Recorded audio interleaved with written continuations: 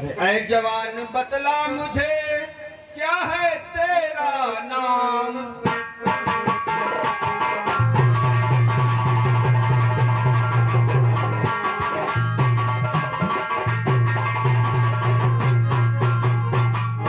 ऐ जवान बतला मुझे क्या है तेरा नाम।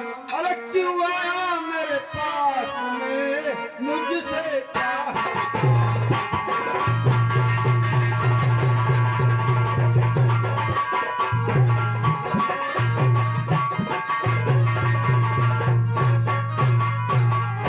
तो महाराज आप जानना चाहते हैं कि मेरा क्या नाम है और मैं किस लिए आया हूँ? जी बिल्कुल। तो सुनिए महाराज, मैं बतला रहा हूँ। अरे अश्वपाल मम नाम है, अरे काबुल मेरा ध्यान, अरे रोटी के वास्ते आया हूँ श्री।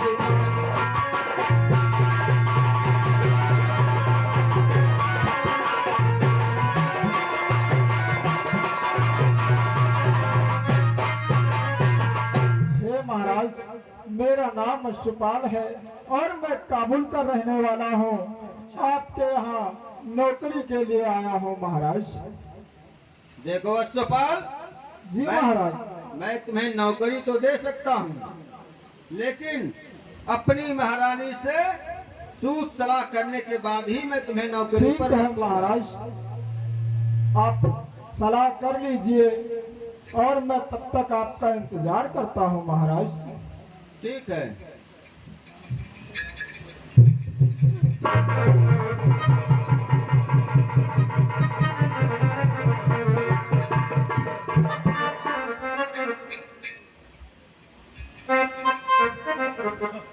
स्वामी हे प्रियतमा, क्या बात है? द्वार पर एक बहुत गरीब आदमी आया हुआ है और वो नौकरी मुझसे मांग रहा है, तो आप इस बारे में क्या विचार रखती हैं? विचार पहले मैं उनको अपने पास से देखूंगी, उसके बाद में मैं खुद बताऊंगी कि उसे रखना है या हटाना है। चलो बहुत अच्छी बात है। चलो मैं आपके साथ चलना चाहती हूँ, उन्हें देखना चाहती हूँ। बिल्कुल।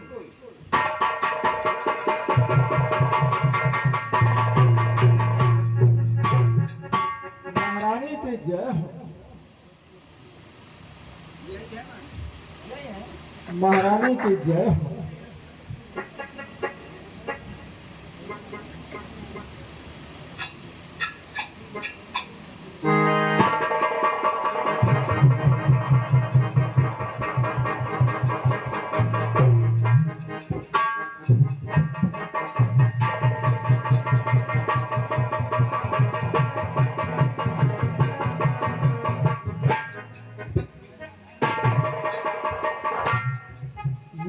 से तो सुंदर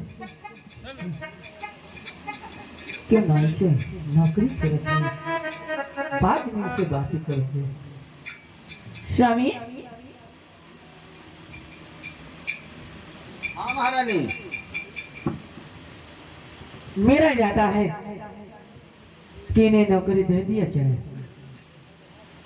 चलो आपका इरादा अगर हो गया है तो मैं इसको नौकरी पर रख लेता हूँ। ठीक है। अश्वपाल, तुमने अभी बताया कि तुम काबुल के रहने वाले हो और तुम घोड़ों का व्यापार करते थे। जी महाराज। चलो तो तुम्हें घोड़ों के बारे में अच्छी खासी जानकारी होगी। जी महाराज। मेरे अस्तबल में तुम्हें घोड़ों की देखभाल करनी है। क्यों नहीं महाराज, बिल्कुल। और सुनो, तुमको हर महीने 500 रुपए मिलेंगे। नहीं नहीं महाराज, मुझे पैसे नहीं चाहिए, मुझे केवल कपड़े और रहने की जगह चाहिए महाराज। ठीक है महाराज, मैं आपसे कुछ कहना चाहता हूँ। बिल्कुल कहें। अरे नहीं भूलूंगा मैं एहसान तुम्हारा राजन, अरे दिया जो आपने रोटी का सहारा राजन।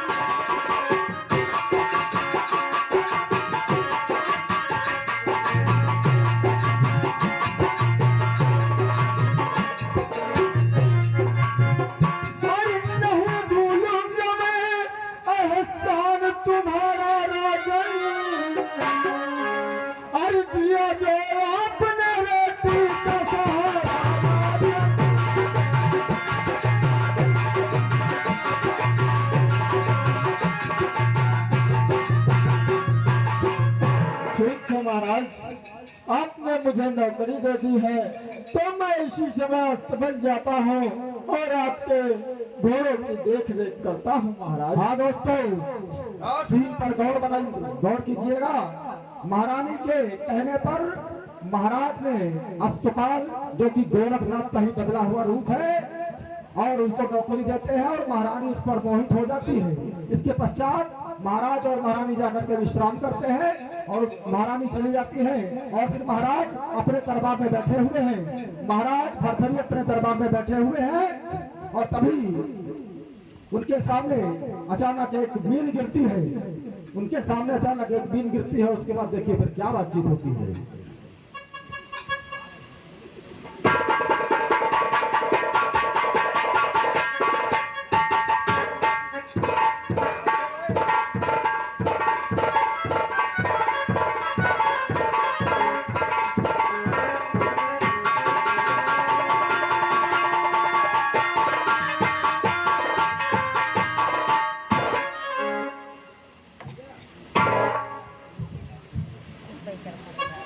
महाराज, ये आपके महल में कहीं से मछली गिरी।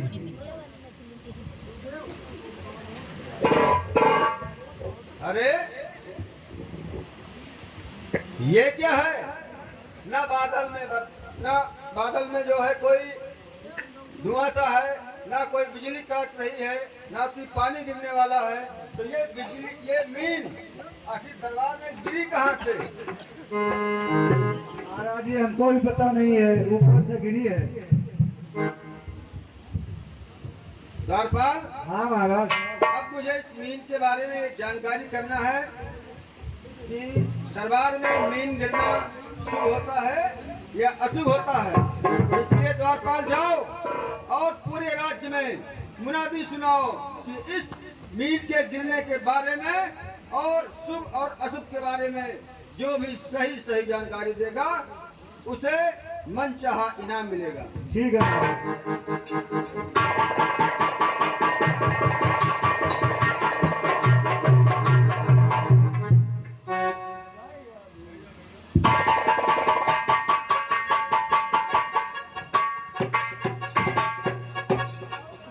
सुनो सुनो सुनो, हमारे महाराज का आदेश है।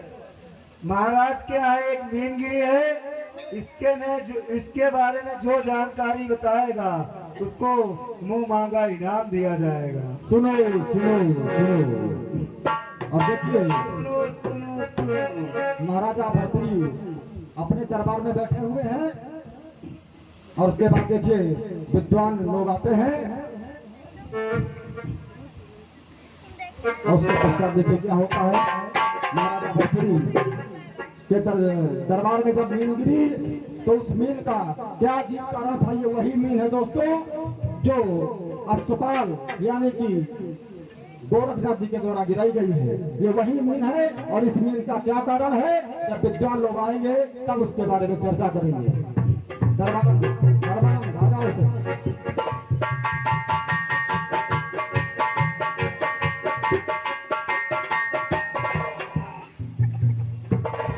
एक विद्वान आ गए भैया। हाँ महाराज।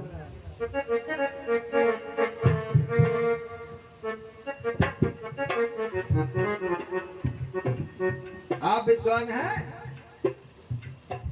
हाँ महाराज, हम विद्वान हैं। और कोई नहीं आया? खाली तुम ही आए हो? नहीं, बहुत सारे विद्वान आए हैं। तो कहाँ गए सब लोग? अच्छा तो ठीक है विद्वानों, आप अपना स्थान ग्रहण करें और इस मीन के बारे में हमको सही बात बताओ। ये मीन कैसे गिरी? इस मीन के बारे में हम बताएंगे कहां से मीन गिरी। सुनो महाराज, ये लखनऊ की गोमती नहर से एक चिराग लेके उड़ा था और उसका बाराबंकी आते आते हेलीकॉप्टर एक्सीडेंट हो गया और हेलीकॉप्टर मर गया और मछली आके यहाँ रात दरबार में गिरा गया।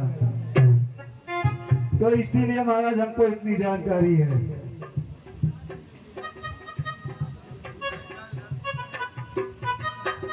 महाराज सुनिए, आई गणना में मेरे यही बात है, मीन को सबसे पहले जो खाएगा वो, बात यही है मेरी सिंचाई की, जो 90 वर्ष तक राज चलाएगा।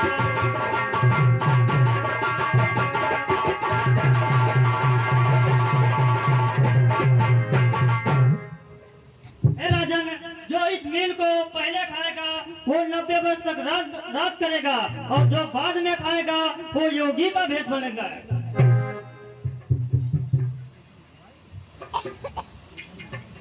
द्वारपाल, इस विद्वान का कहना सही है, और इसको जो है अपने खजाने से खूब सारा धन दिया जाए, और ये जो पहले विद्वान साहब थे इनको इनाम में कम से कम 4 कोड़े दिए जाएं।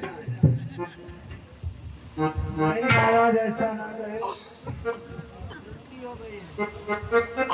महाराज, ऐसा ना करें। हम बहुत भूखे थे और बहुत गरीब थे, हमने सोचा महाराज के यहाँ कुछ बताएंगे, धन मिलेगा, उससे हमारी गरीबता दूर हो जाएगी, इसलिए आए महाराज, हमें क्षमा कर दे। चलो अच्छा निकल लो।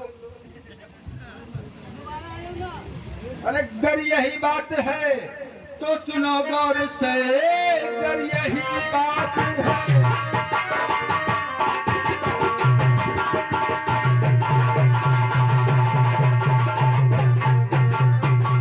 अगर यही बात है तो सुनो गौर से, जल्द माता के जवनार जाऊंगा मैं, अपने हाथ माता के हाथों से पकवा के इस मीन को सबसे पहले स्वयं इसको खाऊंगा।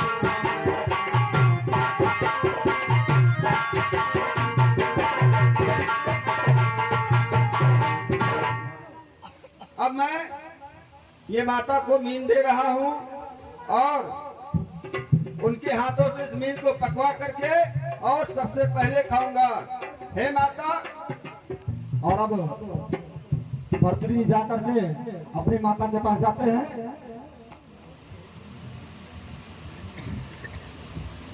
और ये महल में भर्तृहरि और विक्रम की माता जी बैठी हुई हैं, और उसके पश्चात जब महाराजा भर्तृहरि आते हैं तो देखिए दोनों में क्या बात है।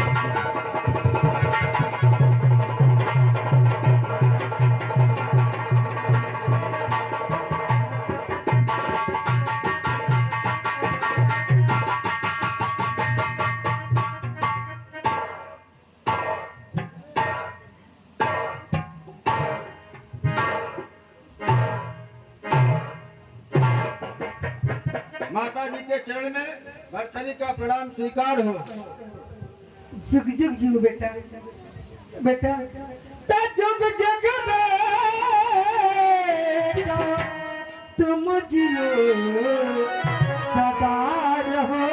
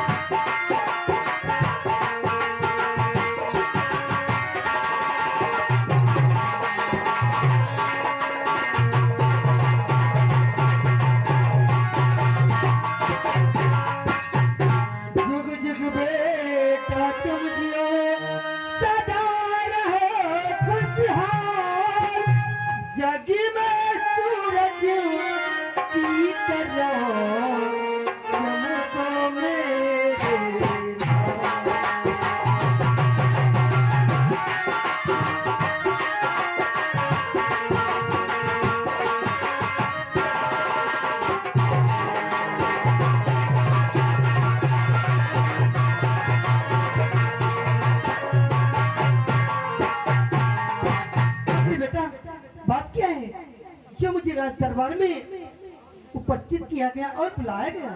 हे माता, क्या बात है? ये मीन हमारे दरबार में गिरी है। अच्छा। और